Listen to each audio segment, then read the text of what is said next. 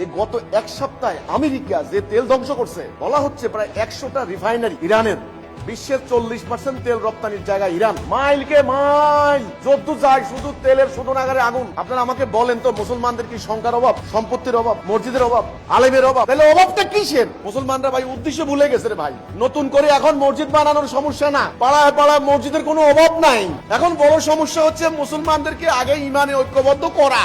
এটাই হলো মেইন সমস্যাটা। আপনি ওরা যেই জায়গায় প্রবলেম হয়েছে ওখানে আঘাত করতে হবে। আপনি মাথা ব্যথা করতেছে, প্রচন্ড মাথা ব্যথা হইতেছে, আপনি ঘুমাইতে পারতেছেন না, আপনি ধরে আপনার পা টিপতেছেন খালি। আরে ভাই মাথা ব্যথা করতেছে ভাই। মুসলমানদের সমস্যাটা যেই জায়গায় সেখানে কথা বলতে হবে। ওরা জেহাদ ভুলে গেছে, আগে জেহাদ আনা, জেহাদ ওদেরকে মনে করাই দেওয়া।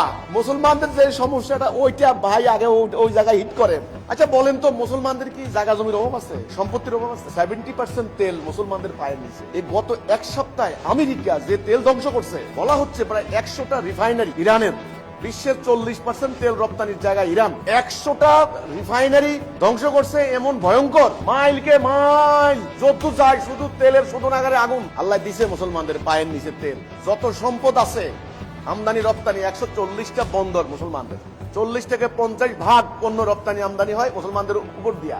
জনসংখ্যা 250 কোটি। আপনারা আমাকে বলেন তো, মুসলমানদের কি সংখ্যার অভাব, সম্পত্তির অভাব, মসজিদের অভাব, আলেমের অভাব? তাহলে অভাবটা কিসের? মুসলমানরা ইমানে নাই, মুসলমানরা ইমানে নাই, ঐক্যবদ্ধ নাই। তাদেরকে যে কাজের দায়িত্ব আল্লাহ দিয়েছেন, রাসূল যেটা দিয়েছেন, তারা সেটা বাদ দিয়েছে।